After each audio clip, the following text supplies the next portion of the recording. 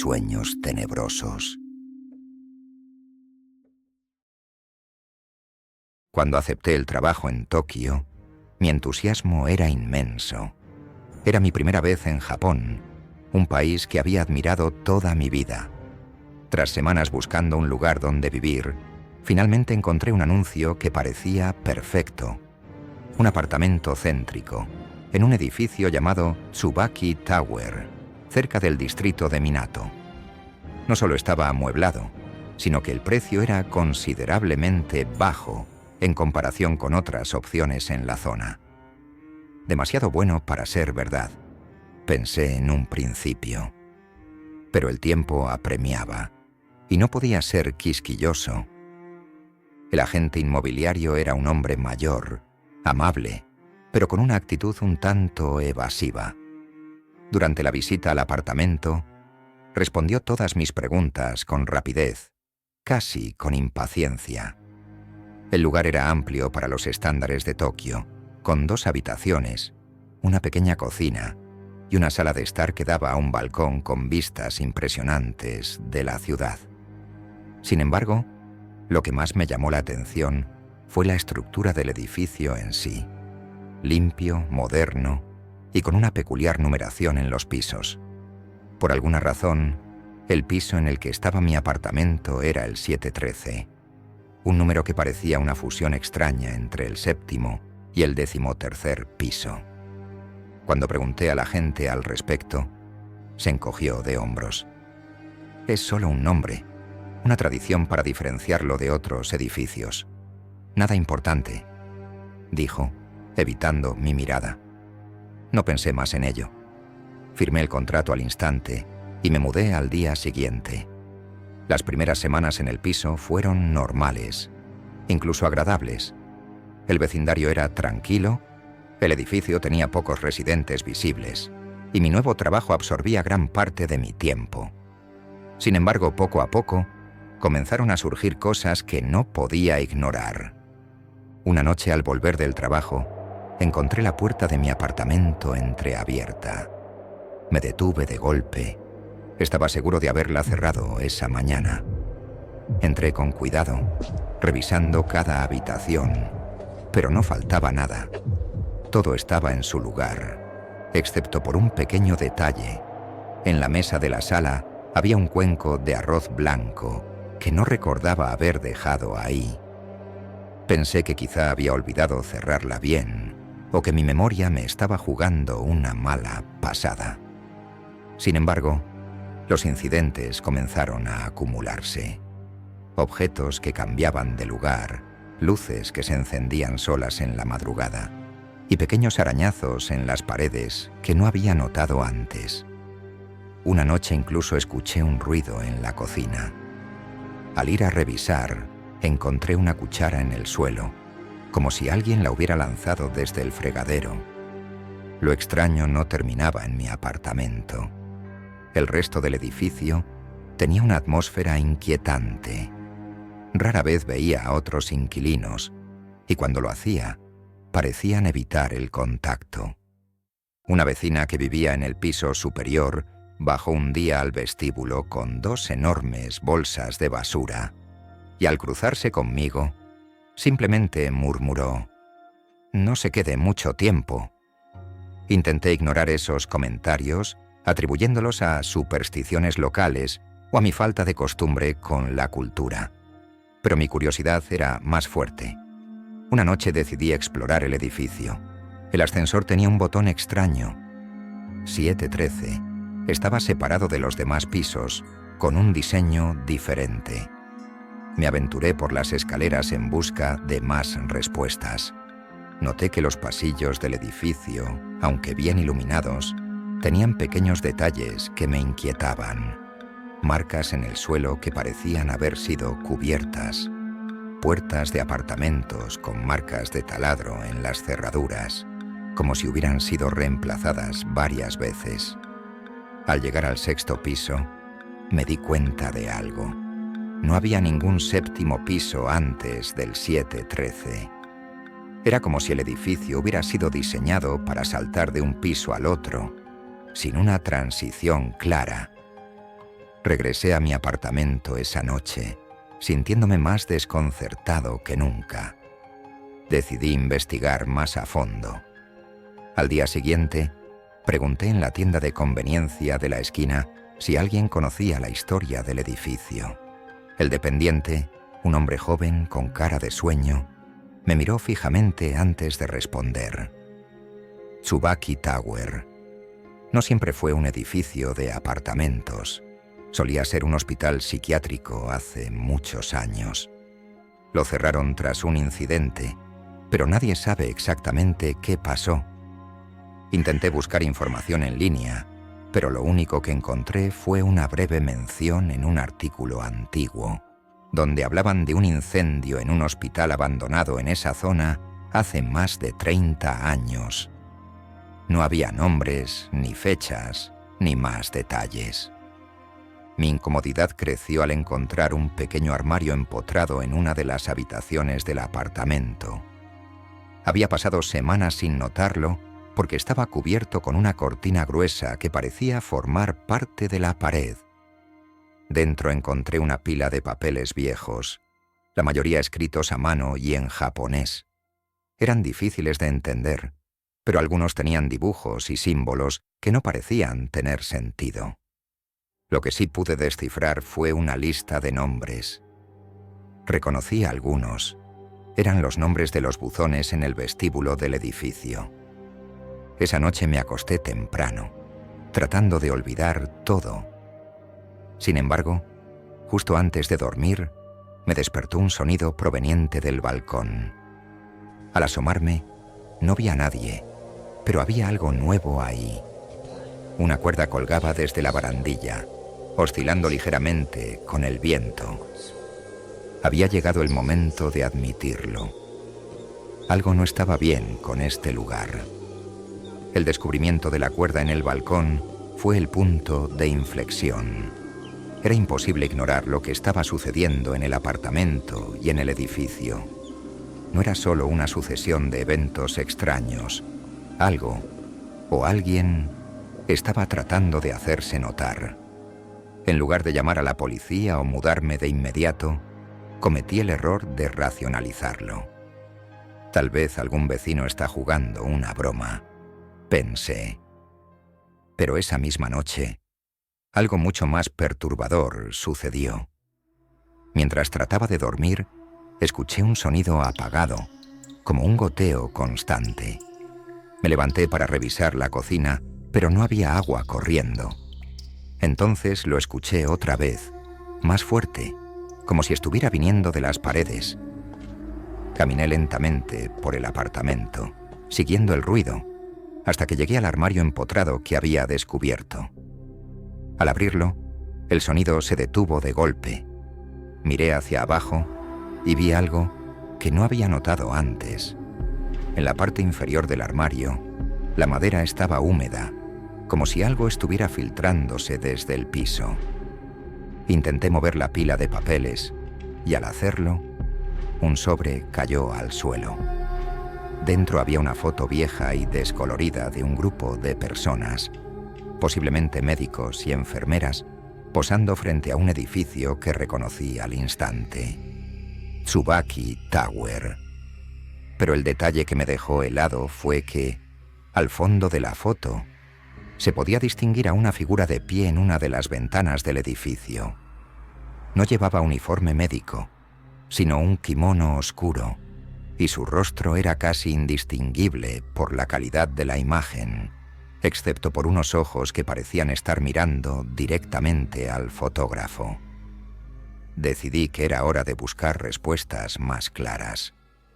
Tomé la foto y me dirigí al dependiente de la tienda de conveniencia. Cuando se la mostré, su rostro cambió por completo. ¿Dónde encontró esto?, preguntó con un tono de voz que parecía más un susurro de pánico. Cuando le expliqué que vivía en el edificio, su reacción fue inmediata. Debes salir de ahí. Ahora, ese lugar no es seguro. Al insistir me contó una historia que me dejó paralizado. Hace décadas, cuando el edificio era un hospital psiquiátrico, Corrían rumores de experimentos inhumanos llevados a cabo en los pacientes. No solo les sometían a tratamientos extremos, sino que algunos desaparecían sin dejar rastro. Una enfermera, según la leyenda, había intentado exponer lo que sucedía, pero fue silenciada de manera brutal. Algunos decían que se había quitado la vida saltando desde la ventana del 7º piso. Otros aseguraban que había sido asesinada y su cuerpo escondido en los cimientos del edificio. Regresé al apartamento, decidido a buscar más pistas. Revisé nuevamente el armario empotrado y la lista de nombres. Esta vez, presté atención a los detalles. Junto a algunos de los nombres había marcas, como si alguien los hubiera tachado o resaltado con rabia. A medida que revisaba cada línea, un pensamiento aterrador cruzó mi mente. Aquellos nombres correspondían a los pocos inquilinos que había visto en el edificio. El goteo volvió a escucharse, esta vez más fuerte. Venía de una esquina de la sala.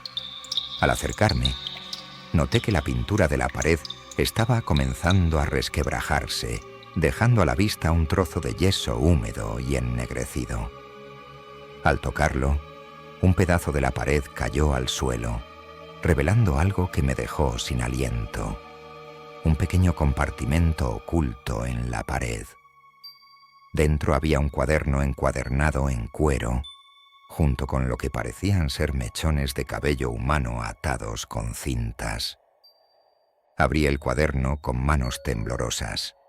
Aunque la mayoría estaba escrito en japonés, algunas palabras estaban en inglés. Culpables, sacrificio, deben pagar. Pero lo más aterrador era que, en varias páginas, se repetía el nombre Akiko, escrito una y otra vez con trazos cada vez más agresivos. Recordé de inmediato la figura en la foto. ¿Podría ser ella la enfermera? Esa noche los eventos se intensificaron. Mientras intentaba dormir, un ruido ensordecedor me despertó. Algo había caído en la cocina. Al encender las luces, vi que todos los utensilios estaban en el suelo, como si alguien los hubiera arrojado con furia. Entonces, noté algo en la ventana del balcón. Una huella de mano pequeña, demasiado pequeña para pertenecer a un adulto. Traté de mantener la calma, pero todo escaló aún más cuando mi teléfono comenzó a sonar. Era una llamada de un número desconocido. Al responder, solo escuché una respiración profunda y entrecortada. Entonces, una voz susurró una palabra: Akiko. Fue suficiente para mí. Decidí pasar la noche en un hotel y buscar ayuda al día siguiente. Mientras hacía mi maleta apresuradamente, escuché un golpe seco en la puerta principal. Al mirar por la mirilla, no vi a nadie, pero el aire se sentía más denso, más opresivo. Al abrir la puerta, encontré una sola zapatilla de niño, empapada, colocada cuidadosamente frente a mi apartamento. Me fui sin mirar atrás, pero incluso en el hotel, los eventos continuaron. Al revisar mis pertenencias, encontré el mechón de cabello que había visto en el armario, ahora colocado dentro de mi maleta. El cuaderno también estaba ahí, abierto en una página que no recordaba haber leído antes. En ella, una frase destacaba: «El edificio nunca te dejará ir». No pude dormir esa noche, y lo peor estaba aún por venir. Pasé la noche en vela en el hotel, temblando de miedo y repasando cada detalle de lo que había ocurrido. Algo, o alguien, había logrado seguirme fuera del apartamento. La idea de que el edificio, o lo que lo habitaba, tuviera un control tan absoluto sobre mi realidad era insoportable. La frase en el cuaderno resonaba en mi mente: «El edificio nunca te dejará ir». A la mañana siguiente, decidí que no podía enfrentar esto solo. Fui al templo más cercano y hablé con un sacerdote sintoísta. Apenas mencioné el nombre de Tsubaki Tower, su rostro se oscureció. Me escuchó con atención mientras le contaba sobre los eventos, la historia del hospital psiquiátrico y lo que había encontrado en el apartamento. Al terminar, me miró con gravedad. El edificio es un lugar marcado. Si lo que dices es cierto, no podrás librarte de su influencia tan fácilmente. Necesitaremos una ceremonia de purificación. Pero también debes saber que algo tan profundamente contaminado por el sufrimiento humano no siempre responde a nuestras plegarias. Acepté su ayuda sin dudarlo, pero el sacerdote me advirtió que debía regresar al apartamento y traer cualquier objeto que tuviera una conexión directa con los eventos. El cuaderno, las fotografías, incluso los mechones de cabello. La sola idea de volver a entrar en ese lugar me llenaba de pavor, pero sabía que era mi única opción. Esa tarde, con una mezcla de determinación y terror, regresé a Tsubaki Tower. El edificio parecía aún más desolado que antes. Las ventanas reflejaban la luz del sol como ojos vacíos, y el aire alrededor de la entrada estaba extrañamente frío, a pesar del calor del día. Subí las escaleras lentamente, cada paso acompañado por el crujir de la madera vieja y el eco de mi propia respiración. Cuando llegué a mi piso, la puerta estaba entreabierta, aunque estaba seguro de haberla cerrado con llave. Entré con cautela, esperando lo peor. El interior del apartamento estaba destrozado. Los muebles estaban volcados, las paredes cubiertas de extrañas marcas, y el armario empotrado había sido completamente arrancado de la pared. En medio del caos, encontré el cuaderno y los mechones de cabello, colocados cuidadosamente sobre la mesa del comedor, como si alguien los hubiera preparado para que los recogiera. Pero lo que me llamó la atención fue algo nuevo. Un pedazo de papel amarillento, arrugado, que no recordaba haber visto antes. Al abrirlo me encontré con un dibujo hecho a mano, aparentemente infantil, que mostraba a una mujer con un kimono oscuro de pie junto a una figura más pequeña, posiblemente un niño. Ambos estaban rodeados por líneas onduladas que parecían simbolizar llamas. Tomé los objetos con manos temblorosas y salí del apartamento tan rápido como pude. Mientras bajaba las escaleras, sentí una presencia detrás de mí. Podía escuchar pasos que no eran los míos, un eco que no se sincronizaba con mi propio ritmo. No me atreví a mirar atrás hasta que estuve fuera del edificio. Regresé al templo con los objetos y se los entregué al sacerdote. Inmediatamente comenzó la ceremonia de purificación, invocando a los kami para limpiar la energía negativa. Mientras el humo del incienso llenaba la habitación, el sacerdote recitó cánticos y agitó una rama de sakaki sobre los objetos. Al principio todo parecía tranquilo, pero entonces el cuaderno comenzó a temblar sobre el altar. Las páginas se abrieron de golpe y una ráfaga de viento helado atravesó la habitación. El sacerdote se detuvo, su rostro lleno de preocupación. Esta presencia no desea ser expulsada. Es fuerte y está aferrada a ti. Le pidió a uno de sus asistentes que trajera una pequeña campana y un espejo, ambos símbolos de protección en la tradición sintoísta. Mientras el sacerdote sostenía el espejo frente al cuaderno, el vidrio comenzó a empañarse, como si algo del otro lado estuviera tratando de atravesarlo. Entonces, un grito agudo resonó en la habitación, aunque no había nadie más que nosotros. «Es la mujer», dijo el sacerdote, su voz temblando por primera vez. «Está buscando justicia, pero también venganza».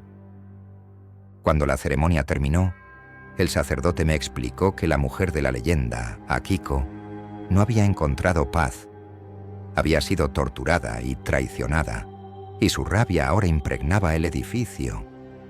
Pero no solo estaba atrapada allí, había marcado a quienes se cruzaban con su historia, como una maldición que se transmitía de inquilino en inquilino. Debes romper el ciclo, pero para hacerlo, tendrás que enfrentarla directamente. Esa noche, armado con amuletos y la protección que el sacerdote me había dado, regresé al edificio por última vez. La atmósfera era aún más opresiva.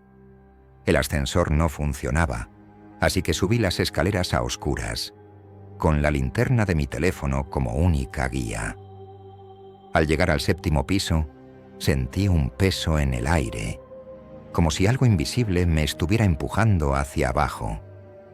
Entré al apartamento y me dirigí directamente al armario empotrado, ahora reducido a un hueco en la pared. Dentro, encontré algo que me heló la sangre.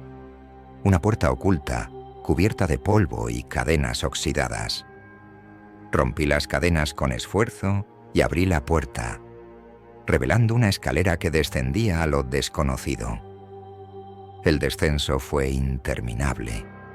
Las paredes estaban cubiertas de marcas de uñas y manchas oscuras que preferí no identificar. Al llegar al fondo, me encontré en una habitación estrecha, con paredes de concreto y un altar rudimentario en el centro. Sobre el altar había un objeto que reconocí de inmediato: una cuerda anudada en forma de horca. Antes de que pudiera reaccionar, las luces de mi teléfono comenzaron a parpadear y un frío intenso llenó la habitación. Sentí una mano helada sobre mi hombro y al girarme, la vi. Akiko, con su kimono oscuro y su rostro desfigurado por una mezcla de tristeza y furia. No habló, pero sus ojos, llenos de un odio indescriptible, me lo dijeron todo. En ese momento, entendí lo que debía hacer. Coloqué el cuaderno y los mechones de cabello sobre el altar, junto con el dibujo que había encontrado. Encendí un fósforo y lo acerqué lentamente. Akiko no se movió, pero sus ojos parecían suplicar algo más. ¿Quieres justicia?, le pregunté, mi voz quebrada. Ella asintió lentamente, y en un destello desapareció. Las llamas consumieron los objetos, llenando la habitación con un humo espeso y acre. Cuando regresé a la superficie, el edificio parecía diferente, más vacío, pero también más tranquilo. Al día siguiente, descubrí que varios inquilinos se habían mudado de repente, como si algo invisible les hubiera dado permiso para partir. Aunque nunca volví a Tsubaki Tower, supe que la maldición de Akiko había terminado. Sin embargo, todavía me pregunto si el edificio guardará nuevos secretos en el futuro, esperando a su próxima víctima. Siempre he sido alguien con sueños vívidos, esos que te dejan con la sensación de que lo vivido fue real. Pero jamás imaginé que mis sueños pudieran cruzar la línea de lo onírico a lo tangible, que algo que ocurría mientras dormía pudiera alcanzarme cuando estaba despierto. Todo comenzó con una pesadilla extraña, diferente a cualquier otra que haya tenido.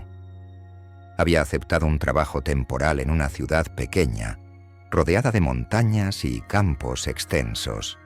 Mi nueva casa era una vieja cabaña de madera, acogedora pero algo apartada del resto de la civilización.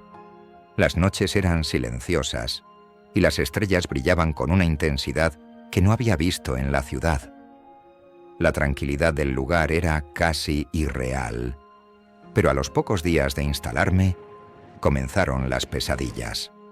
La primera vez me encontraba en un paisaje conocido pero extraño. Caminaba por un bosque que no había visto en la vida real, pero que sentía como familiar. Los árboles eran enormes, con ramas que parecían manos extendiéndose hacia mí. El aire estaba cargado, como antes de una tormenta, y aunque no podía ver el cielo, sabía que algo se cernía sobre mí. El silencio era absoluto, pero un sonido lejano comenzó a manifestarse. Un susurro, apenas audible, que se repetía como un mantra. Las palabras no eran claras, pero me causaban una incomodidad visceral. Intenté despertar, pero no podía. Mis pies seguían avanzando hacia un claro en el bosque, como si algo me guiara. Allí encontré una casa, una estructura similar a mi cabaña, pero en ruinas. La puerta estaba entreabierta y un tenue brillo anaranjado salía del interior. Contra mi voluntad, empujé la puerta y entré. Dentro, el espacio era infinito. Lo que parecía una pequeña cabaña desde afuera se expandía en un laberinto de pasillos oscuros y habitaciones vacías. Había muebles cubiertos con sábanas, cuadros torcidos en las paredes y un olor a humedad que me revolvía el estómago. Al fondo de uno de los pasillos vi una figura de espaldas. No podía distinguir si era un hombre o una mujer. Su forma estaba envuelta en sombras, como si la luz no pudiera tocarla. Quise retroceder, pero mis pies no respondían. La figura se giró lentamente, y aunque no tenía rostro, sentí una mirada penetrante que atravesaba cada fibra de mi ser. Entonces desperté, empapado en sudor y con el corazón latiendo, como si acabara de correr un maratón. Traté de convencerme de que era solo una pesadilla, una reacción al estrés del cambio de casa y trabajo. Pero la noche siguiente volví al mismo lugar. Esta vez todo estaba más deteriorado, como si hubiera pasado una eternidad desde mi última visita. Las ramas de los árboles se habían secado y la casa parecía aún más ruinosa. Dentro, los pasillos estaban cubiertos de marcas, como arañazos profundos en las paredes, y la figura seguía allí, inmóvil, pero más cerca esta vez. Sentí su presencia como un peso en el aire, y cuando intenté gritar, no pude. Solo me quedé ahí, atrapado en mi propio cuerpo, hasta que nuevamente desperté. Pero esta vez, algo había cambiado. Al abrir los ojos noté que había algo en mi brazo, un corte pequeño pero profundo, fresco, como si lo hubieran hecho con una hoja afilada. No había nada en mi habitación que pudiera haberlo causado. Me convencí de que debía haberme lastimado en mi sueño, aunque no recordaba haber sentido dolor mientras dormía. La siguiente noche, me prometí a mí mismo que no dormiría. Preparé café, puse música y me dediqué a leer un libro hasta que mis ojos ardieron de cansancio. Pero era inútil. Mi cuerpo estaba agotado y la atracción de dormir era demasiado fuerte. Finalmente, me rendí y cerré los ojos, esperando que el sueño fuera diferente esta vez. Pero no lo fue. Regresé al bosque, al mismo lugar. Los susurros eran más fuertes, y ahora podía distinguir palabras sueltas. Ven, mira, escucha. La figura estaba en la puerta de la cabaña, esperándome. Sus brazos eran anormalmente largos, y aunque seguía sin tener un rostro, sentí que sonreía. Esta vez habló. Ya casi estás listo. No sé cómo, pero esas palabras resonaron en mi mente incluso después de despertar. Al abrir los ojos, vi que mi habitación estaba llena de arañazos en las paredes, las mismas marcas que había visto en el sueño. Mis uñas estaban desgastadas y las yemas de mis dedos sangraban. Desde ese momento, las cosas comenzaron a empeorar. Los objetos en mi casa se movían solos, las luces parpadeaban sin razón y el aire era cada vez más pesado, más difícil de respirar. Y aunque intenté evitar dormir, el sueño siempre me alcanzaba. Cada noche la figura estaba más cerca. En una ocasión me tocó el brazo y al despertar Tenía una marca en la piel, como si hubiera sido quemado con un hierro al rojo vivo. Las palabras en los susurros se volvieron más claras. Cruza, entra, perteneces aquí. Comencé a investigar sobre sueños lúcidos, sobre parálisis del sueño, incluso sobre historias de casas embrujadas en la región. Nada parecía encajar. El bosque y la cabaña no aparecían en ningún mapa ni en las historias locales, pero en lo profundo de mi mente sabía que no eran un producto de mi imaginación. Algo o alguien estaba invadiendo mi mente cada noche y ahora estaba empezando a filtrarse en mi realidad. Un día, mientras revisaba la casa, encontré algo extraño en el sótano. Un símbolo tallado en la pared, un círculo rodeado de líneas intrincadas que se entrelazaban en formas que no podía entender. El símbolo estaba lleno de cenizas, como si alguien hubiera realizado un ritual allí. Era idéntico a algo que había visto en mi sueño, grabado en una de las paredes de la cabaña. Esa noche, antes de dormir, sentí que el aire en mi casa era más frío de lo normal. Las paredes crujían y el sonido parecía provenir del sótano. Sabía que algo estaba esperando por mí en el sueño, pero también sabía que no podía seguir huyendo. Me preparé para enfrentar lo que fuera que estuviera acechándome. Coloqué un cuchillo bajo mi almohada, como si pudiera usarlo contra algo en mi mente. Cerré los ojos y dejé que el sueño me arrastrara. Y allí estaba el bosque, más oscuro que nunca. La cabaña parecía deformada, como si hubiera crecido, y la figura me esperaba en la puerta. Esta vez estaba lista para recibirme. Sus brazos se extendieron hacia mí, y en su rostro, sin rasgos, comenzaron a formarse ojos. El sueño comenzó como siempre. El bosque oscuro y espeso se extendía ante mí. Cada árbol era un gigante deforme con ramas que parecían garras. Pero esta vez había algo diferente, un cambio en el aire, como si una tormenta estuviera a punto de desatarse. El silencio absoluto fue reemplazado por un coro de sonidos guturales, voces que parecían surgir de las profundidades de la tierra. Caminé hacia la cabaña, incapaz de detener mis pasos, y noté que el suelo se sentía más sólido, más real. Todo parecía más intenso, como si mi mente hubiera sido absorbida por este lugar. La textura de la madera podrida de la cabaña, el olor a humedad, el crujir de las ramas bajo mis pies. Todo era demasiado vívido para ser un sueño, y eso me aterraba. La figura estaba en la puerta, esperándome como siempre. Pero esta vez no era una sombra vaga. Era más sólida, más definida.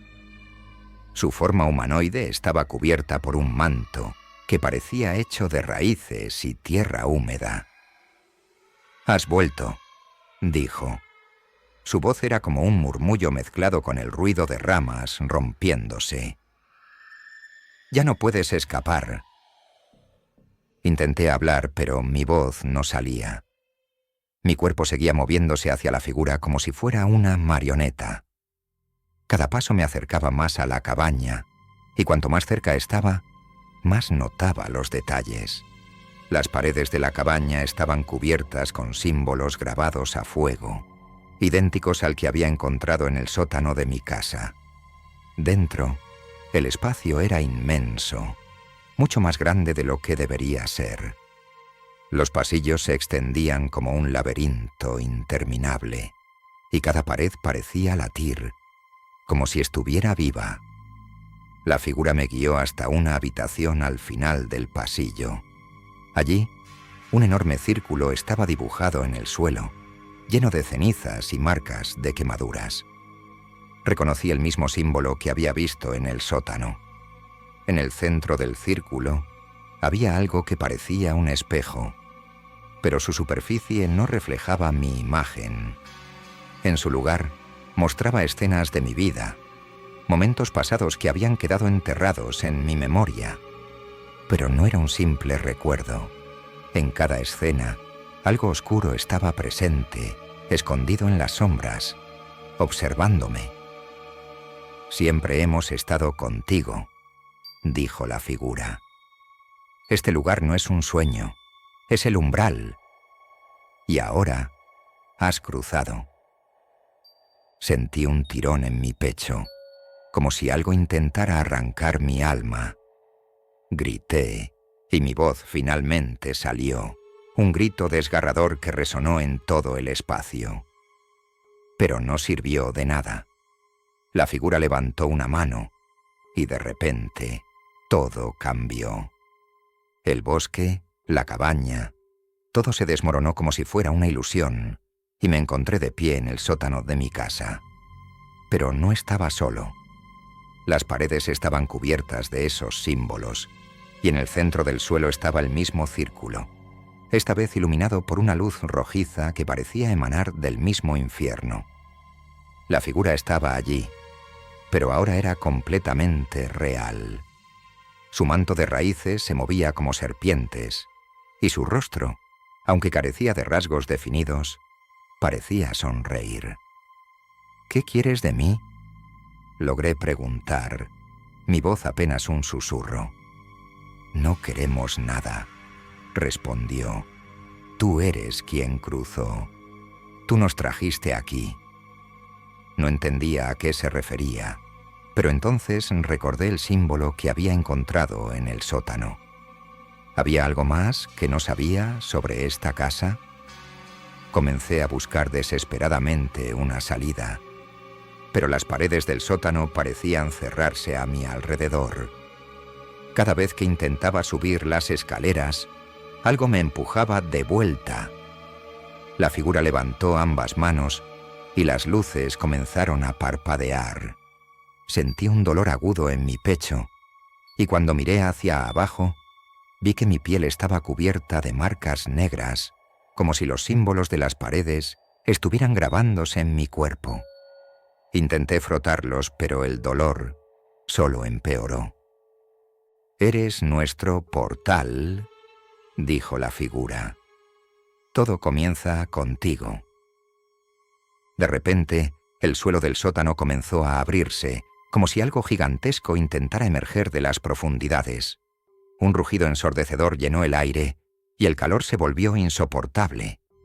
Caí al suelo, y mis manos tocaron las cenizas del círculo. Sentí algo extraño, una conexión con ese lugar, como si hubiera estado allí antes. Entonces lo entendí. La casa no era solo una vivienda vieja, era un puente entre dos mundos, y de alguna manera, mi presencia había activado ese puente. Los sueños no eran sueños, sino advertencias, una forma de prepararme para lo que estaba por venir. Pero ya era demasiado tarde. El suelo se abrió completamente, y lo que emergió fue más aterrador que cualquier pesadilla. Una masa informe de sombras y tentáculos cubiertos de ojos llenó el espacio. Su tamaño era imposible, y su presencia era abrumadora. La figura se inclinó ante la criatura, y yo supe que estaba perdido. Intenté correr, pero mis piernas no respondían. El suelo se volvió líquido, y me hundí hasta las rodillas. Los tentáculos se extendieron hacia mí, y cada uno parecía vibrar con una energía que me hacía sentir como si mi mente fuera a romperse. Grité nuevamente, pero esta vez no había nadie que pudiera oírme. La criatura habló no con palabras, sino directamente en mi mente. Sus pensamientos eran un torrente de imágenes y emociones que me llenaron de terror absoluto. Me mostró mundos oscuros, dimensiones llenas de caos y destrucción, y entendí que yo era el puente para traer eso a nuestro mundo. «Eres nuestro vínculo», dijo la criatura en mi mente. «Ahora comienza el despertar». Entonces me desperté. Estaba en mi cama, empapado en sudor y con el corazón latiendo con fuerza. Por un momento pensé que todo había sido un sueño, pero cuando miré mi brazo, vi las marcas negras grabadas en mi piel. Las luces de mi habitación parpadearon y supe que el verdadero horror acababa de comenzar. Me quedé sentado en mi cama, observando las marcas negras en mi piel, mientras mi mente intentaba procesar lo que acababa de vivir. El sudor empapaba mis sábanas y un zumbido casi imperceptible llenaba el aire, como un eco distante que solo yo podía oír. El símbolo en mi brazo no era simplemente una marca. Parecía moverse, pulsar con vida propia, como si estuviera esperando algo. La idea de que todo fuera una alucinación me cruzó por la cabeza, pero el dolor punzante que sentía en mi pecho, junto con las marcas imborrables en mi piel, me obligaban a enfrentar la verdad. No podía quedarme en mi casa. Cada rincón parecía invadido por una presencia invisible que se manifestaba en los objetos cotidianos. Los espejos reflejaban destellos de algo que no estaba allí. Las sombras se movían por sí mismas y las paredes crujían como si algo intentara abrirse paso desde su interior. Tomé mi teléfono y llamé a mi amigo Daniel, un investigador aficionado de lo paranormal. Aunque siempre lo había considerado algo excéntrico, en ese momento era mi única esperanza. Le expliqué todo, aunque mi relato sonaba como el del típico lunático que ve fantasmas. Su reacción me sorprendió. No me trató como un loco, sino que me dijo que saliera de la casa de inmediato. «Esa marca es un ancla», dijo con voz seria. «Algo te ha elegido, y si estás en esa casa, lo estás alimentando». Seguí su consejo y salí a la calle. Era medianoche, y la ciudad estaba inquietantemente tranquila. Me dirigí a su apartamento, pero mientras caminaba, la sensación de ser observado se volvió insoportable. Sentía miradas desde las ventanas apagadas, desde los callejones vacíos, incluso desde el cielo. Cuando finalmente llegué, Daniel ya había preparado su equipo: velas, símbolos y un grueso libro de aspecto antiguo. Me pidió que le mostrara las marcas en mi brazo. Cuando lo hice, su rostro se oscureció. «Este símbolo lo he visto antes. Está relacionado con un culto que intentaba abrir un portal entre dimensiones. Según los textos, quienes llevan esta marca son elegidos para ser el vínculo entre los mundos». «¿Cómo lo detengo?», pregunté desesperado. «No estoy seguro de que puedas», respondió. «Pero hay una manera de sellar el portal, aunque será arriesgado». Daniel me explicó que necesitaríamos regresar a mi casa, al sótano, para realizar un ritual que cortara la conexión entre mi cuerpo y lo que fuera que estuviera al otro lado. A pesar de mi miedo, no tenía otra opción. Cuando volvimos a la casa, el ambiente era aún más opresivo. Las ventanas estaban cubiertas de escarcha, a pesar de que era verano, y el aire estaba cargado con un olor acre. Al entrar, la sensación de ser observado era abrumadora. Nos dirigimos al sótano, donde los símbolos seguían brillando débilmente en las paredes. Daniel colocó las velas en un círculo y comenzó a recitar palabras en un idioma que no reconocí. Al principio, nada ocurrió, pero entonces el suelo comenzó a vibrar y un sonido gutural, como el gruñido de una bestia gigantesca, llenó el aire. Las paredes parecieron volverse translúcidas, mostrando sombras que se movían detrás de ellas. Las marcas en mi piel ardieron y caí al suelo, gritando de dolor. «¡No te muevas!», gritó Daniel mientras seguía recitando. El suelo comenzó a abrirse, y la misma criatura que había visto en mis sueños emergió, sus tentáculos retorciéndose mientras sus múltiples ojos se fijaban en mí. La figura encapuchada apareció detrás de la criatura, esta vez más sólida que nunca, y levantó una mano hacia mí.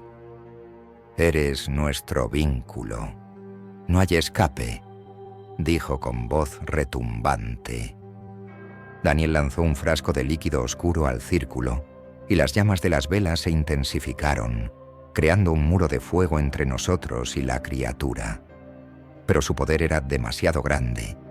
Uno de sus tentáculos atravesó el fuego y agarró a Daniel, levantándolo en el aire. ¡Corre!, gritó antes de ser arrastrado hacia la criatura. La desesperación me invadió, pero algo dentro de mí se activó. Recordé las cenizas del círculo en mis sueños, cómo me había sentido conectado con ellas. Sin saber por qué metí la mano en el suelo y toqué las marcas grabadas. Una energía cálida recorrió mi cuerpo y las marcas en mi brazo comenzaron a brillar con una luz cegadora. La criatura rugió y el suelo tembló con más fuerza. En ese momento entendí que no podía destruirla, pero tal vez podía sellarla. Concentré toda mi energía en las marcas y grité con todas mis fuerzas. La luz se expandió, llenando el sótano y envolviendo a la criatura y a la figura encapuchada. Cuando todo terminó, me encontré solo en el sótano. Las paredes estaban quemadas y el símbolo en el suelo había desaparecido. Pero las marcas en mi piel seguían allí, recordándome que esto no había terminado. Salí de la casa dejando todo atrás. Nunca volví a verla, ni a Daniel. Pero los sueños no se detuvieron. Aunque el portal estaba cerrado, algo dentro de mí sabía que la criatura seguía esperando, paciente, al otro lado, y algún día encontraría la manera de regresar. Corría el otoño de 1947, un año cargado de promesas y de sombras en el pequeño pueblo de San Bartolomé, enclavado en un valle olvidado por el tiempo. El pueblo estaba rodeado por espesos bosques, cuyas hojas teñidas de rojo y dorado se mecían como heraldos de un cambio inquietante. En su corazón se erguía una iglesia imponente, conocida por los lugareños como la Iglesia del Silencio. Construida a finales del siglo XVII, la estructura de piedra negra parecía una reliquia de una época más oscura, su campanario apuntando al cielo como un dedo acusador. A pesar de su historia, la iglesia estaba abandonada desde hacía casi 3 décadas. Algunos decían que el último sacerdote, el padre Eugenio, había perdido la fe y había desaparecido una noche sin dejar rastro. Otros hablaban de rituales clandestinos realizados en las catacumbas bajo el edificio, de ecos que resonaban en la noche y de sombras que bailaban tras los vitrales rotos. Cuando el joven arquitecto Lucas Cifuentes llegó al pueblo para evaluar la iglesia y proponer su restauración, no encontró a nadie dispuesto a acompañarlo al edificio. Es un lugar donde el alma no encuentra descanso, le advirtió la anciana Dolores, la tabernera. Pero Lucas, un hombre práctico y moderno, se rió de tales supersticiones. Es solo un edificio, replicó con confianza. Con su equipo de dibujo y una linterna, Lucas se adentró en la iglesia al anochecer, decidido a realizar un análisis preliminar. Al cruzar las enormes puertas de madera carcomida, sintió como el aire cambiaba. Era más denso, más frío, impregnado de un olor a humedad y cera quemada. El interior estaba en ruinas, bancos rotos, telarañas colgando de los candelabros y un altar cubierto de polvo. Lo primero que le llamó la atención fue un mural descolorido detrás del altar mayor. Representaba a un coro de ángeles, pero sus rostros estaban desfigurados, con ojos oscuros y bocas abiertas, en lo que parecía un grito silencioso. A medida que avanzaba, algo más extraño llamó su atención. Las velas del altar, cubiertas de cera seca, parecían haber sido encendidas recientemente. El pavimento estaba cubierto de marcas irregulares, como si alguien hubiera arrastrado algo pesado. Lucas decidió comenzar con un plano rápido del edificio. Mientras trabajaba, notó algo peculiar. Un extraño eco resonaba cada vez que hacía una anotación en su libreta, pero el eco no coincidía con el sonido de su lápiz. Era más bien un murmullo lejano, como voces que susurraban en una lengua desconocida. Horas después, mientras inspeccionaba el campanario, encontró una cuerda vieja y desgastada que colgaba del mecanismo de la campana. Al tirar de ella, la campana emitió un sonido grave y desgarrador que resonó en todo el valle. Los ecos parecían prolongarse más de lo normal, y cuando cesaron, Lucas juraría haber escuchado pasos provenientes de las catacumbas. Descendió con cautela, linterna en mano, por una escalera de piedra desgastada que llevaba a un nivel subterráneo. Allí encontró una serie de corredores estrechos y oscuros. Las paredes estaban cubiertas de inscripciones en latín, muchas de ellas incompletas, como si alguien hubiera sido interrumpido mientras las escribía. Finalmente llegó a una sala más amplia, donde descubrió un círculo de símbolos dibujados con lo que parecía ser cera negra. En el centro había un libro encuadernado en cuero, cerrado con cadenas. Algo en el ambiente lo instó a no tocarlo, pero no pudo resistir la curiosidad. Cuando sus dedos rozaron las cadenas, una ráfaga de aire frío lo envolvió, apagando su linterna. En la oscuridad, escuchó un susurro, claro y aterrador. No estás solo. El miedo lo hizo retroceder, pero al girar encontró que el corredor por el que había llegado parecía haber cambiado. Las paredes ahora estaban más cerca, y la luz de la entrada había desaparecido. Respiró profundamente, intentando calmarse. «Es solo mi imaginación», se dijo. Cuando finalmente logró encontrar la salida y salir al aire libre, se encontró con un grupo de lugareños que lo esperaban con expresión grave. Dolores se acercó y le colocó una mano en el hombro. «Te advertí, hijo. Ese lugar no es seguro para los vivos ni para los muertos». Esa noche, en la posada donde se alojaba, Lucas revisó las fotos que había tomado en la iglesia. En todas ellas, sombras imposibles aparecían en lugares donde no debería haber nada. En una imagen del altar, las figuras del mural parecían haber cambiado sus posiciones, sus ojos ahora fijos directamente en la cámara. Sin embargo, lo que más le perturbó fue una foto de las catacumbas. En el centro del círculo de cera negra, donde antes estaba el libro encadenado, ahora había una figura. Un hombre vestido con sotana negra y rostro demacrado, que sonreía de una manera que Lucas nunca podría olvidar. Algo había despertado en la iglesia del silencio. Lucas no pudo dormir esa noche. Cada vez que cerraba los ojos, veía aquella sonrisa perturbadora, como si las sombras del hombre de la sotana negra lo persiguieran en sueños. Su mente intentaba encontrar explicaciones lógicas. Tal vez alguien había manipulado las fotos o eran simples trucos de luz. Pero en el fondo, algo más profundo y primitivo en él sabía que lo que había visto no era natural. Decidió regresar a la iglesia al amanecer, con la excusa de recopilar más datos para el informe de restauración. Esta vez, se aseguró de llevar una linterna más potente, cuerdas y un pequeño crucifijo que Dolores insistió en darle antes de salir. «No creo en estas cosas», le dijo, pero la mujer lo ignoró. «Llévalo. No sabes lo que enfrentaste ahí abajo». Al llegar a la iglesia, encontró las puertas abiertas, algo que no era así la noche anterior. El viento frío del alba susurraba entre las piedras, y las hojas secas del otoño se acumulaban en las esquinas, formando pequeñas montañas que crujían bajo sus pasos. Aunque era de día, la penumbra en el interior de la iglesia era casi total. Las ventanas, cubiertas por una capa de polvo y telarañas, apenas dejaban pasar la luz.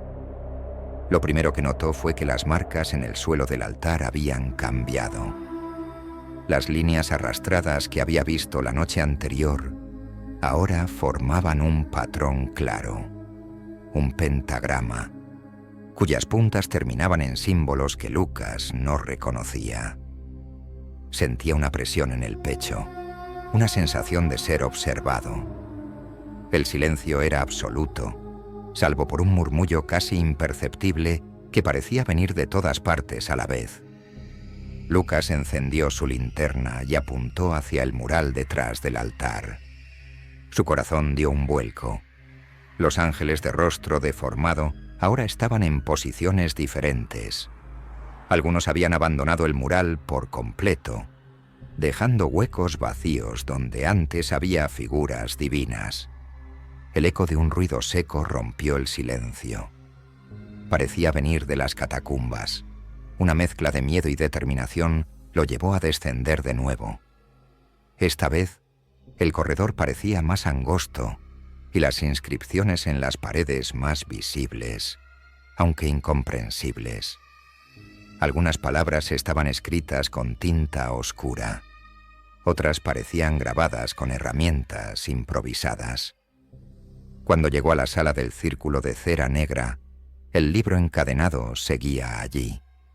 Pero las cadenas estaban rotas, esparcidas por el suelo como si hubieran sido forzadas desde dentro.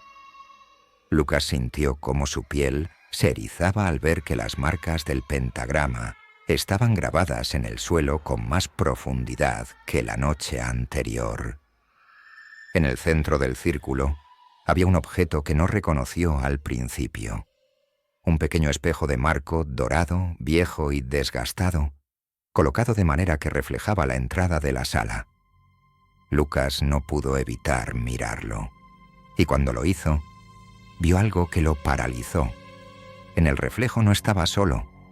Una figura alta y delgada, vestida con sotana negra, se mantenía de pie justo detrás de él. Se giró rápidamente, pero no había nadie.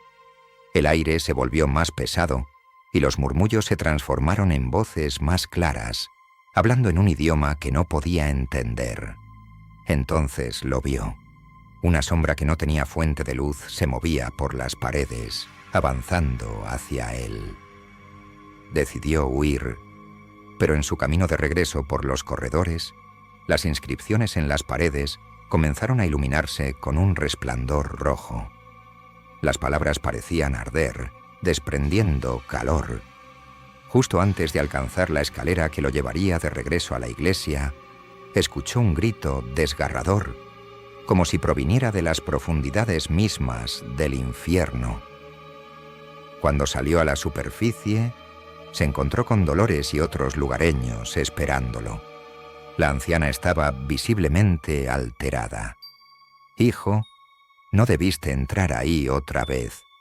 Esa iglesia no es solo una ruina, es una cárcel». Dolores le contó la verdadera historia de la Iglesia del Silencio. Durante siglos, los sacerdotes que servían en esa iglesia habían practicado rituales prohibidos, invocando fuerzas oscuras con la esperanza de obtener poder y conocimiento divino. El último sacerdote, el padre Eugenio, había llevado los rituales a un nivel más extremo. En lugar de ofrecer sacrificios simbólicos, había comenzado a utilizar personas. En particular, niños que desaparecieron de los alrededores durante años. Dicen que el padre Eugenio no desapareció, continuó Dolores, sino que su alma quedó atrapada en ese lugar, custodiando lo que invocó. Los ángeles del mural no son ángeles, son las almas de los niños que intentaron huir y que ahora están condenados a permanecer allí. Lucas escuchó incrédulo, pero todo lo que había visto comenzaba a encajar. Decidió que debía abandonar el proyecto. Aquella iglesia no debía ser restaurada, sino sellada para siempre. Sin embargo, mientras empacaba sus cosas en la posada, encontró una nota en su libreta de bocetos escrita con tinta roja. No puedes huir de lo que ya has despertado. Esa noche, mientras intentaba dormir, Lucas escuchó el sonido grave de una campana. Al mirar por la ventana, vio el campanario de la iglesia iluminado con una luz extraña, y en lo alto, una figura oscura que parecía observarlo. Lucas sabía que había despertado algo que no debía, pero aún se aferraba a la esperanza de que todo pudiera tener una explicación lógica. Sin embargo, esa luz en el campanario y la figura oscura lo obligaron a enfrentarse a una verdad que había tratado de negar. El sonido de la campana resonó una vez más, largo y profundo, como si estuviera llamándolo. Dolores golpeó su puerta minutos después, con el rostro pálido y las manos temblorosas. No puedes quedarte aquí esta noche. Lo que sea que hayas tocado te ha marcado, dijo con un tono que mezclaba compasión y terror. Debes irte, pero antes de hacerlo, hay algo que necesitas saber. La anciana lo condujo al sótano de la posada. Bajo las tablas del suelo, había una trampilla que conducía a un pequeño cuarto de piedra lleno de cajas viejas, velas y objetos religiosos desgastados. Dolores le mostró un diario cubierto de polvo, escrito en una caligrafía apretada y caótica. Esto perteneció a mi madre. Ella trabajó como ayudante en la iglesia cuando era joven, antes de que el padre Eugenio cambiara. Aquí está todo lo que necesitas saber sobre lo que pasó allí. Lucas se sentó en el suelo con el diario en las manos. Sus páginas contaban una historia macabra. El padre Eugenio no solo había realizado rituales oscuros, había sellado su propia alma en la iglesia como parte de un pacto con algo que él llamó el silencio encarnado.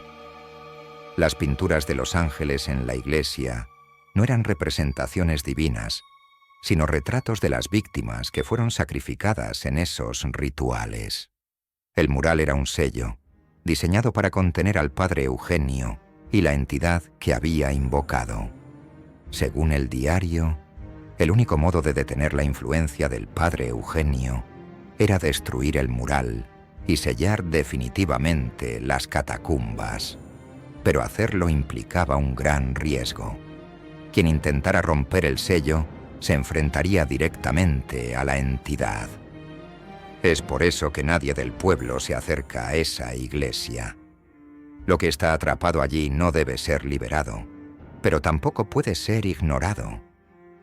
Tú lo has perturbado y ahora te seguirá a donde vayas. Dolores le ofreció quedarse en la posada hasta el amanecer, pero Lucas sabía que no podía esperar. Cada minuto que pasaba, sentía una presión más fuerte en su pecho, como si algo invisible apretara lentamente su corazón. Decidió que tenía que actuar. Con el diario en su mochila, regresó a la iglesia. Esta vez, no encontró resistencia al entrar. Las puertas estaban abiertas de par en par, como si lo estuvieran esperando. La luz que había visto en el campanario ahora brillaba desde el altar, bañándolo todo en un tono rojizo que parecía pulsar como un corazón. Lucas se dirigió al mural. Los rostros deformados de los ángeles parecían mirarlo con una mezcla de súplica y condena. Con una palanca que había traído de la posada, comenzó a golpear el mural, tratando de romper la pintura y el yeso que lo sostenían. Cada golpe resonaba como un trueno en el interior de la iglesia. Pero entonces, las sombras comenzaron a moverse. Las figuras del mural se retorcieron y, poco a poco, empezaron a salir de la pared. Los rostros desfigurados tomaron forma corpórea, avanzando hacia Lucas con movimientos erráticos. Las voces en el aire ahora eran gritos desgarradores, palabras incomprensibles que lo hacían tambalearse. Lucas no se detuvo. Con cada golpe, sentía como algo invisible lo empujaba hacia atrás, pero finalmente logró romper una sección del mural. Detrás de él encontró una cavidad oculta en la pared, donde descansaba un pequeño relicario de metal negro, cubierto de inscripciones similares a las de las catacumbas. Cuando tocó el relicario, una explosión de aire caliente llenó la iglesia, derribándolo al suelo. Una figura emergió de las sombras, alta, esquelética y envuelta en una sotana que parecía hecha de cenizas. El rostro del padre Eugenio era una máscara de odio y desesperación, con ojos ardientes que parecían perforar el alma de Lucas. ¿Crees que puedes detenerme, mortal? La voz del sacerdote resonó como un coro de lamentos. Mi obra no termina aquí. Lucas sabía que no tenía otra opción. Usando la información del diario, comenzó a recitar una oración escrita en latín, una que supuestamente debía debilitar al espíritu. Cada palabra parecía provocarle un dolor insoportable al padre Eugenio, que gritaba y se retorcía mientras las sombras a su alrededor se desvanecían. Sin embargo, justo cuando parecía que Lucas estaba ganando, el relicario comenzó a vibrar en sus manos. La voz del padre Eugenio se convirtió en un susurro venenoso. Si me destruyes, lo que está detrás de mí será libre. Lucas vaciló, recordando las palabras del diario. El padre Eugenio había invocado a algo más grande que él mismo, algo que había contenido con su propio sacrificio. Si destruía el relicario, podría liberar a la entidad que lo había poseído. Con lágrimas en los ojos y una decisión que lo desgarraba por dentro, Lucas arrojó el relicario al suelo y lo aplastó con la palanca. Un grito ensordecedor llenó la iglesia mientras el espíritu del padre Eugenio se desvanecía en una nube de cenizas.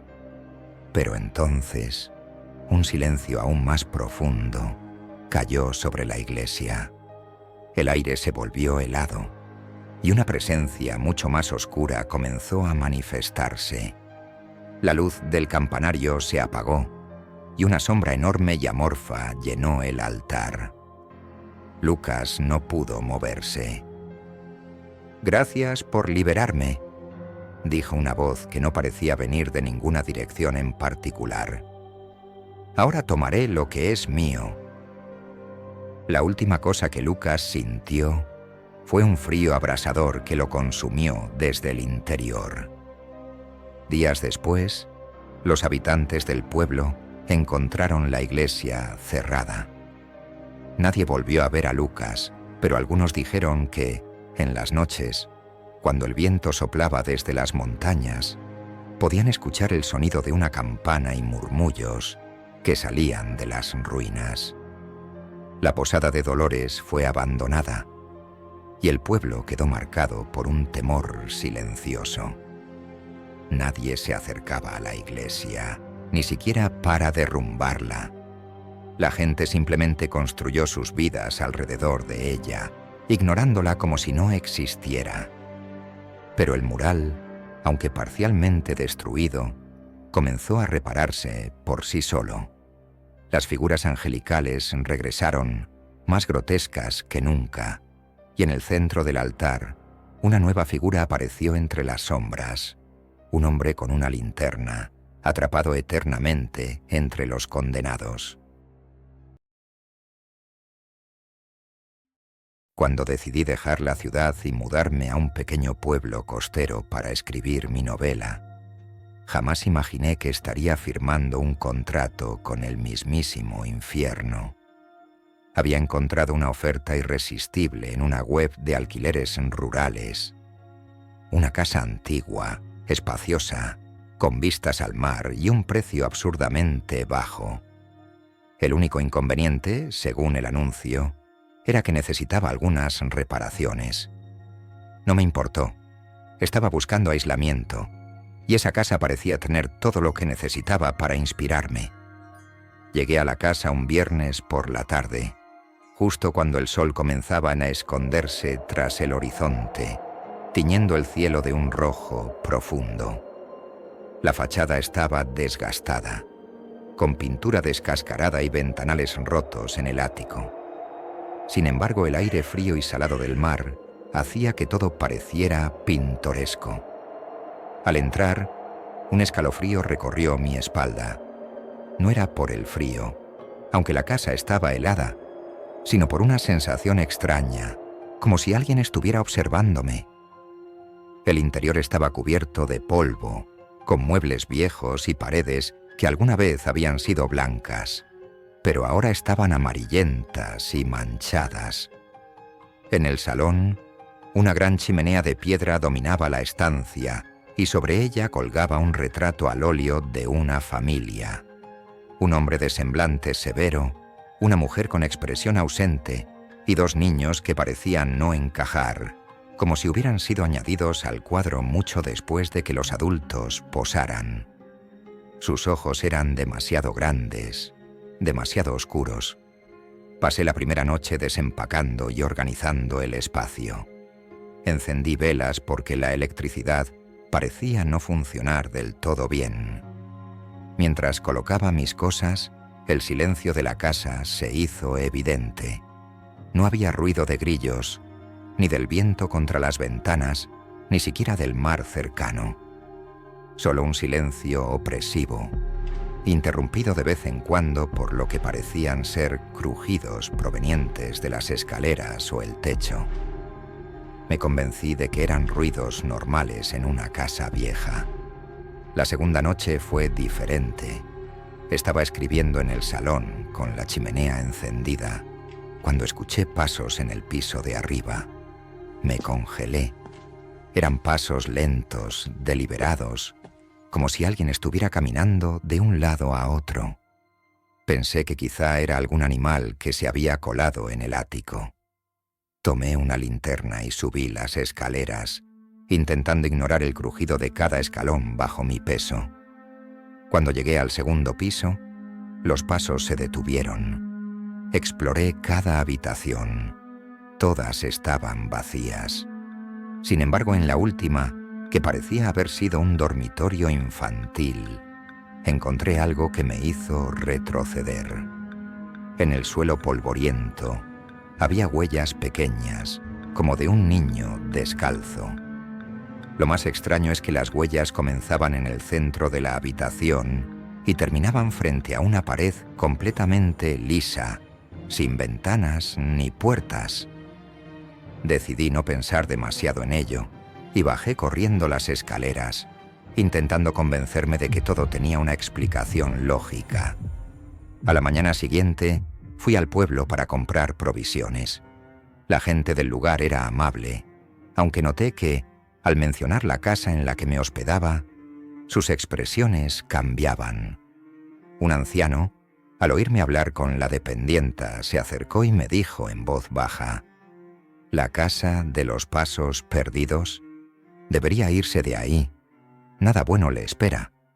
Le pregunté qué quería decir, pero simplemente negó con la cabeza y se marchó. La dependienta, al notar mi incomodidad, me explicó que la casa tenía una mala reputación. Según las leyendas locales, perteneció a una familia adinerada en el siglo XIX. El padre, un comerciante, era conocido por ser cruel y autoritario, especialmente con sus hijos. Una noche durante una tormenta, toda la familia desapareció. Cuando los vecinos entraron días después, encontraron las camas vacías y una serie de huellas pequeñas que conducían hacia el mar, pero que se detenían abruptamente en la orilla. Volví a la casa con una mezcla de inquietud y curiosidad. Me sentía observado, como si la casa misma tuviera ojos. Decidí investigar más a fondo, empezando por el sótano, al que no había bajado todavía. La puerta estaba bloqueada por una pila de cajas viejas, pero logré moverlas y abrirla. Bajé con una linterna en la mano y el corazón latiéndome en los oídos. El sótano era frío y húmedo, con un techo bajo y paredes cubiertas de moho. Al final del cuarto, encontré algo que no esperaba. Un círculo de velas apagadas rodeaba una pequeña figura tallada en madera, que parecía representar a un niño. La figura tenía grabados en su cuerpo símbolos que no reconocí, pero que transmitían una sensación de maldad. Decidí no tocarla. Apagué la linterna y subí corriendo las escaleras, cerrando la puerta tras de mí. Esa noche, mientras intentaba dormir, los pasos volvieron, pero esta vez eran más numerosos. No eran solo los de un niño, sino de varios, corriendo por los pasillos. Me levanté, decidido a enfrentar lo que fuera que estuviera ocurriendo. Al abrir la puerta de mi habitación, vi algo que nunca olvidaré. En el pasillo, las huellas polvorientas formaban un camino que se deslizaba hacia el salón. Bajé temblando y encontré las ventanas abiertas de par en par, dejando entrar el viento helado del mar. En el centro del salón, alguien había escrito en el suelo, con ceniza: «Devuélvelos». No entendía qué significaba, pero algo me decía que estaba relacionado con la figura del sótano. Decidí deshacerme de ella. A la mañana siguiente, la tomé con guantes y la llevé al pueblo, donde la arrojé a un contenedor de basura. Esa noche, los ruidos cesaron. Por primera vez desde que llegué, la casa estaba en silencio. Pensé que todo había terminado. Pero al día siguiente, al despertar, encontré la figura de madera en mi mesita de noche, con nuevas marcas en su superficie. Un rostro grabado que parecía estar gritando. Esa fue la primera noche que escuché las voces. Eran susurros, como si alguien hablara desde detrás de las paredes. Decían palabras que no entendía, pero que llenaban mi mente de imágenes horribles. Niños ahogándose en el mar, gritos, puertas cerrándose de golpe. Intenté ignorarlos, pero cuando salí al pasillo, las luces comenzaron a parpadear. En un destello vi una figura al final del corredor, un niño pequeño, de cabello mojado y piel pálida, mirándome con ojos vacíos. Corrí hasta el pueblo y busqué al anciano que me había advertido. Cuando le conté lo que estaba pasando, su rostro se oscureció. Hizo mal en tocarla. Esa figura es un faro para ellos. No quieren que esté en la casa, pero tampoco que la aleje. Le pedí ayuda, pero el anciano simplemente me dio una dirección. La de una mujer llamada Inés, que vivía en las afueras del pueblo. Inés era una especie de curandera, y cuando le expliqué lo que ocurría, me dijo que la casa estaba atrapada en un ciclo. Según ella, los niños que desaparecieron nunca dejaron la casa.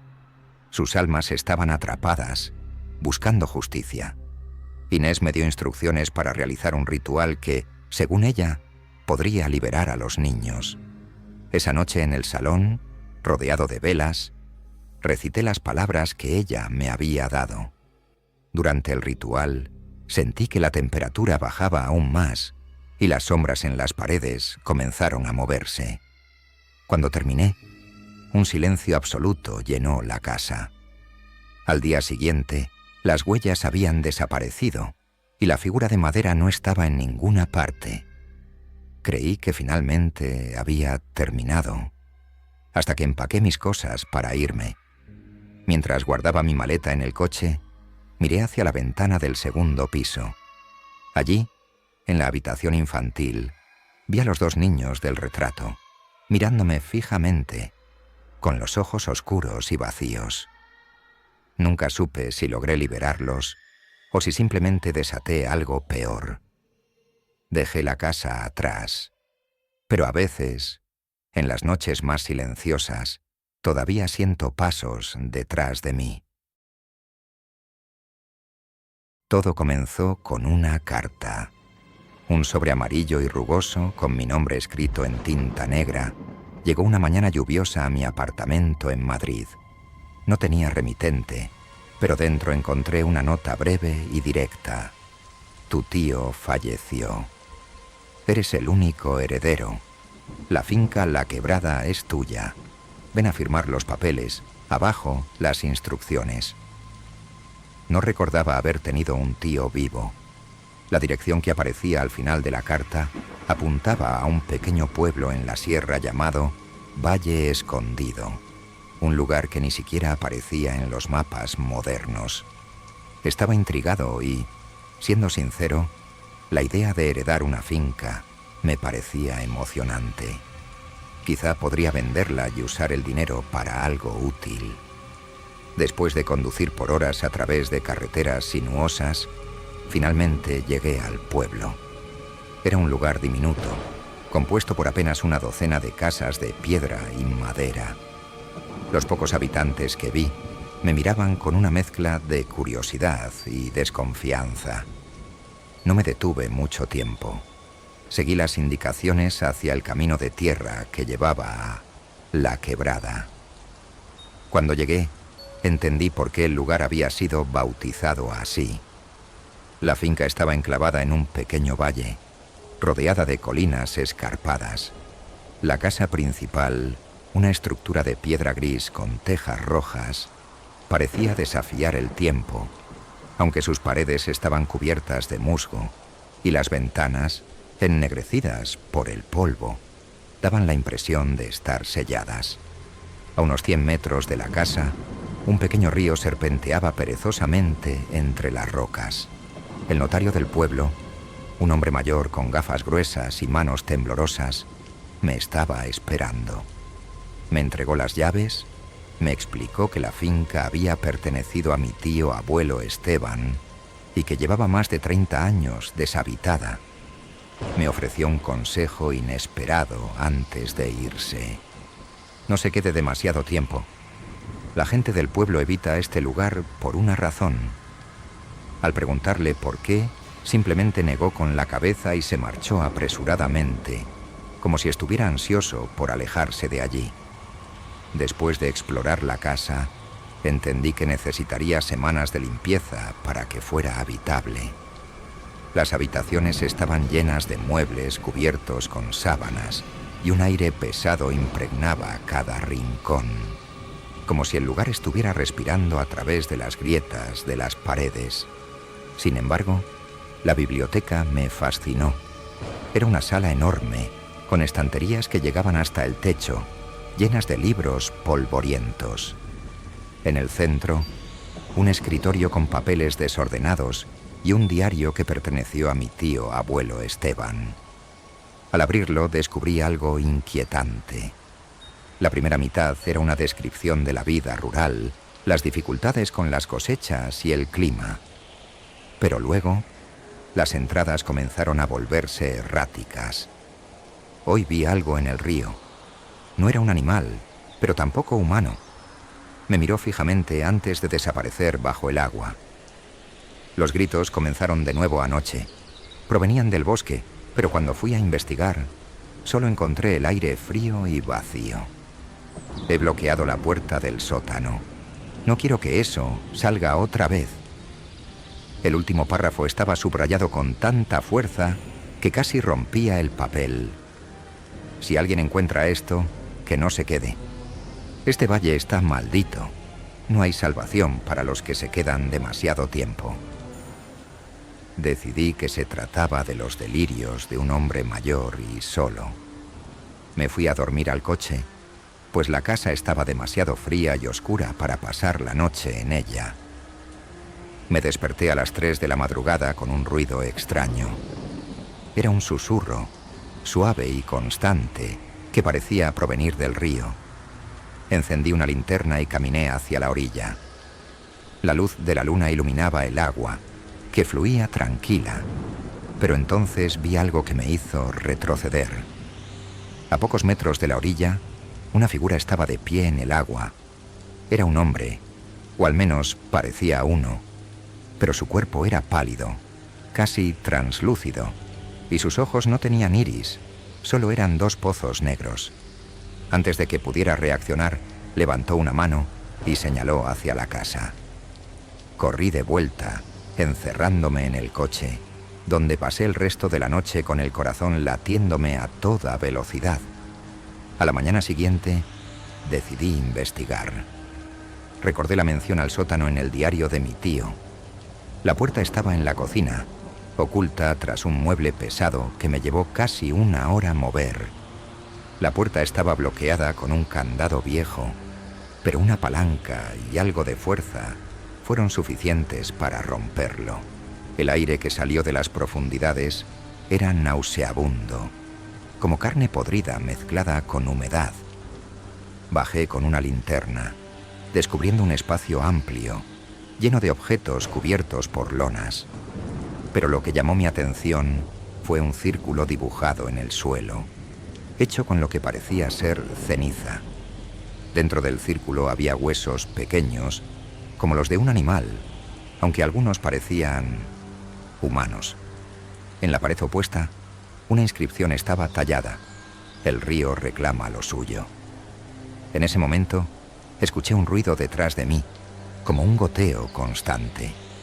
Cuando giré la linterna, vi que del techo caía agua, formando un charco en el suelo. Pero no era agua corriente. Estaba oscura, con un olor metálico. Al salir del sótano, me dirigí al pueblo para hablar con alguien que pudiera darme más información. Finalmente, una mujer mayor, que parecía estar esperando que me acercara, me contó la verdad. Hace más de un siglo, el valle había sido próspero, pero una sequía lo devastó todo. La comunidad, desesperada, recurrió a un grupo de ancianas conocidas como las sabias del río. Estas mujeres ofrecieron devolver el agua a cambio de sacrificios. Al principio, entregaron animales, pero con el tiempo, las sabias exigieron algo más valioso: niños. El agua volvió, pero con ella llegaron las desapariciones y los gritos nocturnos. Finalmente, el pueblo se rebeló, ahogando a las sabias en el río. Sin embargo, el valle nunca volvió a ser el mismo. Los habitantes aseguran que las almas de las sabias todavía rondan, exigiendo lo que se les prometió. Esa noche, mientras decidía si quedarme o marcharme, los susurros volvieron. Pero esta vez no venían del río, provenían de dentro de la casa. Los escuché en las paredes, en los techos, en cada rincón. Entonces, las luces comenzaron a parpadear y vi que algo se movía en las sombras. Eran figuras delgadas y alargadas, con rostros deformes. Todas tenían los ojos negros como los de la figura que había visto en el río.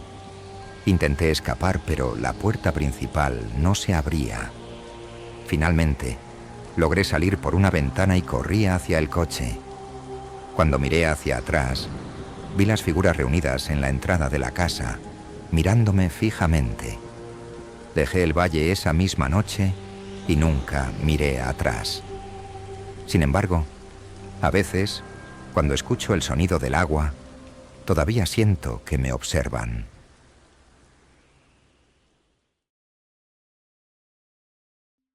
Siempre había amado la soledad de las montañas. Crecí en un pequeño pueblo al pie de una cordillera olvidada por el tiempo, un lugar donde los inviernos eran duros y los veranos cortos, pero llenos de vida. Cuando decidí convertirme en guía de senderismo, todos en mi familia me dijeron que era una locura. Pero para mí, no había nada más liberador que recorrer los senderos, descubrir nuevos paisajes y sentir la inmensidad de la naturaleza. Mi especialidad era llevar a turistas a una zona que llamaban las Montañas Perdidas. Nadie sabía exactamente de dónde venía ese nombre, pero el lugar tenía fama de ser traicionero. Antiguas leyendas hablaban de excursionistas que nunca regresaban, aldeas abandonadas con rituales extraños y voces que podían escucharse entre los valles. Para mí, eran solo cuentos de viejos, historias que los pastores contaban para mantener alejados a los curiosos. Todo cambió en el verano de 2021, cuando un grupo de 4 personas me contrató para guiarlos en una expedición de 3 días por esa región. Estaban buscando aventura real, según dijeron. Marta y Jorge, una pareja joven que quería documentar el viaje para su canal de YouTube. Elena, una profesora de antropología obsesionada con los mitos de la zona. Y Diego, un montañista experimentado que se veía más interesado en conquistar la cumbre más alta que en disfrutar del paisaje. Nuestro primer día transcurrió sin problemas. La caminata era exigente, pero el clima estaba de nuestro lado. La pareja filmaba cada detalle, desde las mariposas que cruzaban nuestro camino hasta los sonidos de los arroyos. Elena hacía preguntas constantes sobre las leyendas de la zona, especialmente sobre algo que llamó el eco. Según ella, era una presencia que podía imitar las voces humanas y que atraía a las personas hacia su perdición. Dicen que si escuchas tu propio nombre en el viento, no debes responder, nos advirtió Elena mientras recogía muestras de plantas. Si lo haces, estarás perdido. ¿Y qué pasa si respondes?, preguntó Jorge, con su cámara enfocándola. Desapareces. Nadie sabe exactamente cómo ni por qué, pero los lugareños creen que el eco te roba el alma. Aunque me reí para aliviar la tensión, había algo en la forma en que lo dijo que me incomodó. No era la primera vez que escuchaba esa historia, pero esa noche, mientras acampábamos en un claro rodeado de árboles, sentí por primera vez la presión del silencio en las montañas. El segundo día comenzó con un cambio en el clima. El cielo estaba gris y una niebla espesa cubría el sendero. Elena parecía emocionada, mientras que Marta y Jorge estaban visiblemente inquietos. Diego, siempre práctico, sugirió que avanzáramos rápido para llegar a un refugio abandonado que conocía antes de que la niebla empeorara. Mientras ascendíamos, la niebla se volvió más densa y la temperatura bajó. Los árboles se alzaban como sombras espectrales y cada sonido parecía amplificado. Nuestras botas sobre las hojas mojadas, el crujido de las ramas y un extraño murmullo que ninguno mencionó, pero que todos escuchamos. Llegamos al refugio al atardecer. Era una cabaña de madera desgastada por los años, con ventanas rotas y un techo que apenas se sostenía. Pero en ese momento, cualquier lugar con paredes parecía un paraíso. Diego se ofreció a buscar leña, mientras los demás inspeccionábamos el interior. La cabaña tenía una sola habitación con una chimenea a medio derrumbar y un viejo colchón en una esquina. Elena encontró símbolos tallados en las paredes, figuras geométricas y líneas curvas que no parecían tener sentido. «Esto es fascinante», dijo sacando una libreta para dibujarlos. «Son iguales a los que encontré en un artículo sobre rituales de las tribus precolombinas». Marta y Jorge intentaron grabar, pero sus cámaras dejaron de funcionar sin motivo aparente. Jorge maldijo en voz baja, golpeando el aparato, mientras Marta murmuró que tal vez era una señal para que no lo hicieran. Cuando Diego regresó con la leña, encendimos un fuego y cenamos en silencio. La niebla seguía siendo impenetrable y el murmullo del bosque se hacía más claro a medida que la noche avanzaba. ¿Escucharon eso?, preguntó Elena de repente. Todos nos quedamos quietos. Desde fuera, más allá de la cabaña, se oía algo. No era un animal, ni el viento entre los árboles. Era una voz. «¡Diego!», llamaba, arrastrando las sílabas de forma extraña. Diego se puso de pie de golpe, su rostro pálido. «Es imposible. Nadie sabe que estamos aquí», dijo mirando por la ventana. La voz volvió a escucharse, esta vez más cerca. «Diego, ayúdame». Elena parecía al borde de la excitación. «Debe ser el eco. No debemos salir. Pase lo que pase, no respondan. La tensión en la cabaña era insoportable. Diego, que hasta entonces había sido el más racional del grupo, parecía debatirse entre salir o quedarse. Finalmente, se sentó de nuevo, sin decir una palabra. Nos quedamos en silencio, escuchando cómo las voces se multiplicaban, llamando a cada uno de nosotros por nuestros nombres. A veces eran suaves, otras veces desesperadas, pero siempre cargadas de un tono antinatural. Nadie durmió esa noche, y cuando llegó el amanecer, descubrimos que la niebla seguía allí, más espesa que nunca, como si el sol hubiera decidido no salir. Fue entonces cuando Elena encontró algo detrás de la cabaña, una especie de altar hecho con ramas, huesos y piedras. «Esto no estaba aquí ayer», susurró, examinándolo con cuidado. Los símbolos que decoraban las piedras eran iguales a los de las paredes, pero lo más inquietante era lo que había en el centro del altar.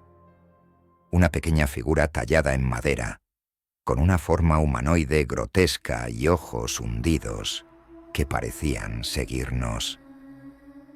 El miedo comenzó a apoderarse de todos. La sensación de ser observados era constante, y las voces, aunque más débiles durante el día, nunca desaparecieron del todo. No podíamos quedarnos allí, pero tampoco podíamos seguir avanzando sin saber hacia dónde. A pesar de nuestras dudas, decidimos que la única opción era retroceder, aunque fuera a ciegas. Antes de irnos, Elena intentó llevarse la figura del altar, pero Diego se lo impidió. «No sabemos qué es eso. No lo toques».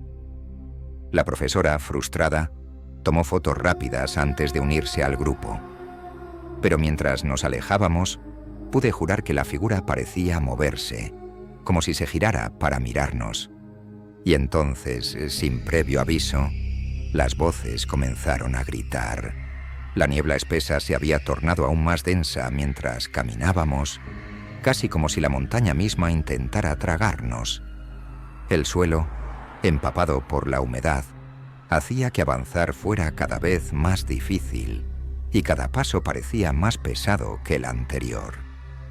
A medida que nos internábamos más en las montañas perdidas, la sensación de desorientación se incrementaba. Era como si los caminos se retorcieran y cambiaban a su voluntad, llevándonos a lugares que no habíamos visto antes.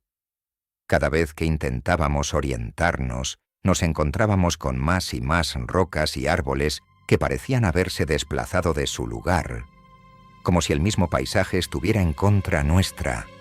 Jorge y Marta, que al principio estaban más centrados en grabar y divertirse, ahora no podían ocultar su creciente ansiedad. Las cámaras seguían fallando sin razón aparente, y Marta, al igual que los demás, comenzó a notar una extraña presión en el pecho. Todo estaba demasiado quieto, demasiado denso, como si el aire mismo se hubiera solidificado. De repente, las voces, esas voces inconfundibles que habíamos estado escuchando toda la noche, comenzaron de nuevo. Esta vez, sin embargo, no solo nos llamaban por nuestros nombres, también podían oírse palabras que no tenían sentido, murmullos que eran ininteligibles, como si alguien hablara en una lengua muerta. «Marta, escúchame. Marta», gritaba la voz, ahora claramente proveniente de un punto detrás de nosotros. Era Jorge, o al menos sonaba como él. Marta, atónita, se giró bruscamente, con los ojos tan abiertos como platos, pero no había nada, solo la niebla que se acumulaba cada vez más densa. No quiero oír más, por favor», murmuró con la voz quebrada. De repente, una sombra se descolgó del borde de la ladera, una figura humana que parecía surgir de entre la niebla. La silueta era borrosa, pero su contorno humano era claro. Un escalofrío recorrió mi espalda, y me detuve en seco. No era posible. Habíamos estado solos todo el tiempo. ¿O no? ¿Quién está ahí?, grité tratando de mantener la calma. No hubo respuesta, solo un susurro que parecía arrastrarse en el aire. La figura permaneció inmóvil durante un largo momento antes de dar un paso hacia nosotros. El aire a su alrededor parecía volverse aún más pesado, y el mundo a nuestro alrededor se sumió en un silencio absoluto, como si incluso la naturaleza misma hubiera dejado de respirar. El terror se apoderó de todos en cuanto la figura dio un paso más. Entonces, lo entendí. No era una persona, o al menos no lo era en el sentido en que lo conocíamos. La sombra se deslizaba como si el viento la arrastrara. Su forma no era completamente humana. En el momento en que su presencia se hizo más tangible, un sonido áspero y gutural surgió de su boca. Era un murmullo incomprensible, pero lo que más nos horrorizó fue lo que vimos. Su rostro no estaba completo. Era un rostro desfigurado, con los ojos demasiado grandes y abiertos, con un brillo irreal, casi espectral. «No te acerques», grité empujando a Marta atrás. Pero ella, como si estuviera bajo algún tipo de trance, no reaccionaba. La figura se acercó más y el aire alrededor de nosotros se volvió más denso, como si de alguna manera estuviéramos siendo absorbidos por la niebla misma. Es como... comenzó a decir Jorge, pero su voz se quebró. En ese instante los árboles comenzaron a moverse, agitados por un viento que parecía surgir de ninguna parte. No era normal. Algo estaba muy mal. De repente, la figura desapareció tan rápido como había aparecido, como si nunca hubiera estado allí.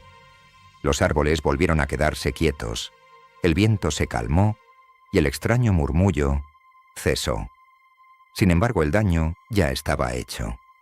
Todos estábamos atrapados en una pesadilla, sin saber qué había sido real y qué no. ¿Qué era eso?, preguntó Diego, su voz cargada de miedo, lo que nunca pensé escuchar de él. «¿El eco?», respondió Elena en un susurro. Su rostro era una máscara de terror y fascinación al mismo tiempo. Dicen que atrae a las personas y las convierte en parte de la montaña, que las almas atrapadas por el eco se vuelven... eso, un reflejo de lo que eran. «No podemos quedarnos aquí», dijo Jorge, y a pesar de su miedo, empezó a moverse rápidamente, buscando un camino hacia abajo. Diego intentó detenerlo. «No. Si seguimos por ahí, solo vamos a perdernos más. Lo mejor es quedarnos aquí hasta que pase la tormenta, la niebla, lo que sea que está pasando». Pero fue inútil. El pánico había invadido a todos. Marta estaba completamente paralizada, sus ojos vacíos, mirando hacia algún punto en la distancia. Jorge ya estaba corriendo, y Elena, demasiado atrapada en sus pensamientos, solo observaba en silencio. Nos dividimos, como si la neblina misma nos hubiera impulsado a separarnos. Cada uno comenzó a buscar su propio camino, sintiendo que había una salida si solo encontrábamos el camino correcto. Pero a medida que avanzábamos, el eco comenzó de nuevo, esta vez mucho más fuerte. Voces de personas que no estaban allí y que sonaban como si nos hablaran desde algún otro tiempo. Una voz gritó mi nombre, otra la de Diego, luego la de Marta y, finalmente, la de Elena. Pero las voces no venían de ninguna dirección. Eran de todas partes. Al principio solo lo escuchamos, pero después algo aún más horrible sucedió. Las voces empezaron a imitarnos, lo que gritábamos, lo repetían. Nuestros propios gritos, nuestros propios nombres, se volvían extraños y vacíos, como si no fuéramos nosotros quienes los decían. Mi respiración se volvió agitada. El miedo se apoderó de mi mente. Sabía que si no hacía algo, terminaríamos como las voces, como esos ecos. La montaña nos había atrapado. El eco nos estaba invadiendo. Y aunque intentamos luchar, aunque tratamos de encontrar la salida, pronto entendí que todo aquello no era más que una trampa de la que nadie había podido escapar jamás. A medida que la niebla se cerraba a nuestro alrededor, la montaña parecía apretarnos con un abrazo mortal. Sentí que ya no podía confiar en mis propios sentidos. La niebla no solo nos cegaba, sino que, en algún nivel profundo, comenzaba a despojarnos de nuestra identidad. Los ecos de nuestras voces perdidas se mezclaban con los murmullos, y cada paso que dábamos parecía adentrarnos más en un abismo interminable. Intenté gritar, pero mi voz se perdió en el aire. Sentí que el miedo comenzaba a consumirnos a todos, que la realidad misma se estaba desmoronando. Los ecos crecían en intensidad. Nuestras propias voces distorsionadas retornaban como un reflejo deformado, arrastrándonos, haciéndonos dudar de nuestra cordura. ¿Era este el final? ¿Habíamos llegado a ese punto en el que nuestras almas serían absorbidas por la montaña, como tantas otras antes que nosotros? A lo lejos vi una figura. Pero no era una figura humana. Ni siquiera parecía ser una criatura viva. Era una masa amorfa que parecía estar formada de niebla y oscuridad, como una sombra hecha de puro vacío. La figura flotaba sobre el suelo, moviéndose lentamente, casi con deliberada calma, hacia donde estábamos. Lo peor no era su forma, ni la naturaleza de su existencia. Lo peor era lo que traía consigo, el miedo más profundo y absoluto que jamás había conocido. Al principio nadie se movió. Estábamos congelados, como si una fuerza invisible nos retuviera en su lugar. Sentí que mis piernas se debilitaban, mis pulmones se comprimían, como si el aire se volviera más espeso a cada segundo. ¿Cómo podíamos huir de algo que ni siquiera sabíamos qué era? ¿De qué estábamos huyendo exactamente? De repente, Marta, que hasta entonces había permanecido en silencio, comenzó a caminar hacia la figura. Sus movimientos eran extraños, casi como si estuviera siendo controlada. La niebla envolvía su cuerpo, arrastrándola sin que pudiera luchar. «¡Marta, no!», grité, pero mi voz se desvaneció en el aire, como si no tuviera fuerza alguna. No hubo respuesta. Marta siguió avanzando, como si hubiera caído bajo un hechizo.